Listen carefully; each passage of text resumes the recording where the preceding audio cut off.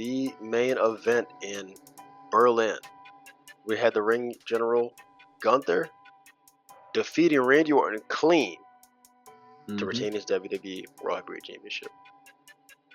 I think this was the victory that Gunther needed in terms of it being clean and decisive.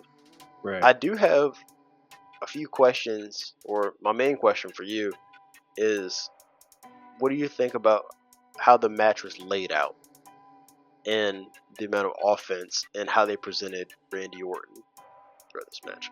Or actually, flip it, how they presented Gunther. Thought it started kind of slow. How they presented Gunther, I thought they kind of presented Gunther. I wasn't a huge fan of it. I thought they presented Gunther as not as dominant as he usually does show at all. It seemed like they kind of put it as Randy was his Hall of Famer and Gunther is still this guy who still has to catch up instead of a person who's a dominant heel already at the point that he can already stand with Randy Orton. So I thought that was kind of. And I thought it was an interesting choice, especially it being in Berlin. But hey, I can't. This is Randy Orton, man. Hey, what am I gonna say? I guess I understand it, but I don't think it really did Gunther any justice. But I do love the ending with him with the submission because I do think it was decisive. It wasn't a pinfall. We can't do it just a pinfall because last time we tried to do a pinfall, one of his shoulders was up. So do a submission, have him get knocked out.